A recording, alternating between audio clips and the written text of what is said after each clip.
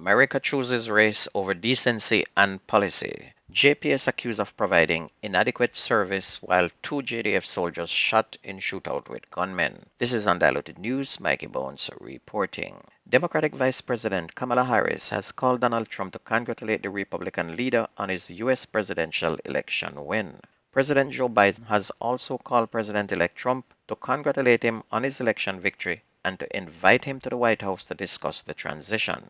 And this is something that Trump would never do if he was president and lost. Remember 2020? As a matter of fact, before the first vote was counted, he was talking about voter fraud taking place in constituencies that he thought were voting mostly Democrats. Congratulations, America. You get exactly what you wanted and will now suffer the consequences very, very soon. America currently have the best economy in 50 years, but you were conned into thinking it was the worst. Unemployment is down to 4%, the best in about 18 years, and you were told that Kamala Harris was uneducated even though she's the most qualified person who has ever run for president in the history of this country. Closest to her would be the Clintons and Barack Obama. None has been as educated as her, even though you hear on the fake news that she was not qualified. This election result shows that America did not vote conscience, did not vote for policy or anything to do with economy or the best candidate. America voted race. Yes, they voted race, and that is a message to all the Caribbean and the Hispanics who voted on the wrong side of history. Don't complain when things start to go wrong, because it will and it won't be very long. Here is a prediction. In 2025, unemployment will move from about 4% to about 9%, and it will get worse for 2026. Education ministry will be scrapped, and library books will be replaced with books that will only bear stories to alter history. Health ministry will be in shambles, being run by a man who does not believe in vaccine or proper health care. And if you think Roe versus Wade is bad, wait until it becomes illegal to purchase birth control pills. Environment Department, which is working to reverse global warming, that's going to be shut down. And oh yes, the black man's history will be altered to read that slavery was beneficial. Remember, they already started that last year, and it's now going to be taught in schools.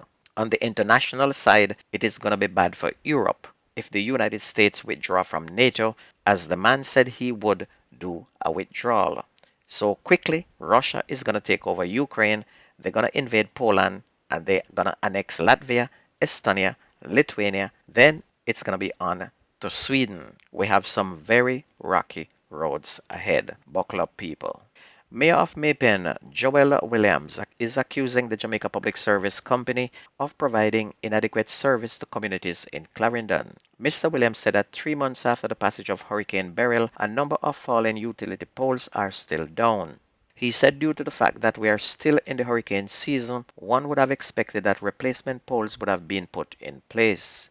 In the hills of north central Clarendon, areas are presently without electricity again because of fallen poles, the mayor bemoaned. Some sections of the parish are currently without power amid the effects of the recent tropical storm Raphael.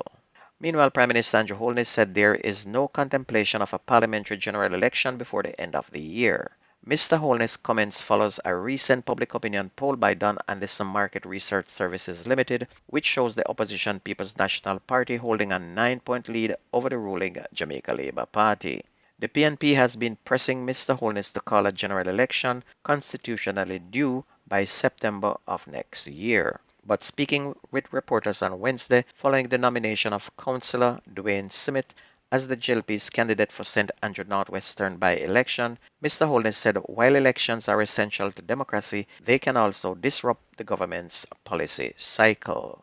Minister of National Security Dr. Horace Chang has again brushed aside the call for the full implementation of body-worn cameras by the security forces, stating that it is of very little value. The Independent Commission of Investigations, INDECOM, repeated the call last Friday as it presented its second quarterly report for 2024. INDECOM says police-related fatalities have reached alarming levels, noting that of the 252 shooting incidents this year, none of them involve an activated body-worn camera. Pointing out that many police officers wear cameras, Dr. Chang said the primary benefit is in public order, and it is why he mostly members of the public safety and traffic enforcement branch wear those cameras. But he claimed that the cameras are of very little value in situations where members of the security forces are in combat and are being shot at. Minister of National Security Dr. Horace Chang has disclosed that almost 20 females have been linked to organized crime since the start of the year. Dr. Chang made a disclosure at Wednesday's post-cabinet media briefing. Noting that the government has sharpened its strategy in dismantling gangs, Chang said hundreds of anti-gang operations were launched. He said since 2024, 2,777 anti-gang operations resulting in the detention of 488 individuals were conducted. 19 female gang members were also detained. And since the start of the year, 163 alleged gangsters have been charged compared with 145 last year. Additionally, 8 gangs, inclusive of 73 alleged gang members, have been placed before the courts, while 28 other gangs are now being investigated. 2 members of the Jamaica Defense Force are nursing gunshot wounds following a reported confrontation with gunmen in West Kingston on Wednesday morning. The incident occurred about 3 o'clock in the Denham Town Zone of Special Operations at the intersection of Regent Street and North Street, and it's reported that the soldiers were on mobile patrol when they saw men coming from the Tivoli Gardens area heading towards Denham Town, and this led to an exchange of gunfire. And after the shooting subsided, it was discovered that 2 of the soldiers were shot. They sustained bullet wounds to the arm and the leg, and the injuries are not life-threatening. It is not yet known if any of the gunmen were hit, but 7 vehicles on the road were damaged by gunshots.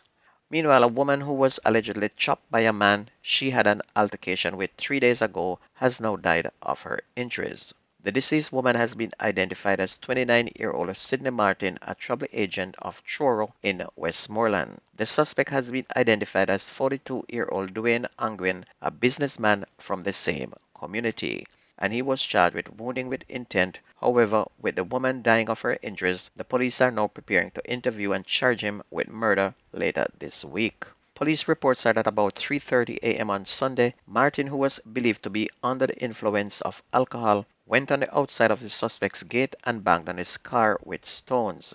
An altercation reportedly developed between Martin and Angwin, who was allegedly armed with a machete. A tussle started which quickly developed into a fight, and it was at this point that the machete was used to chop Martin several times, reports said. She was rushed to the Savlamar Public General Hospital, where she was admitted in serious condition and subsequently transferred to the Cornwall Regional Hospital in St. James, where she died.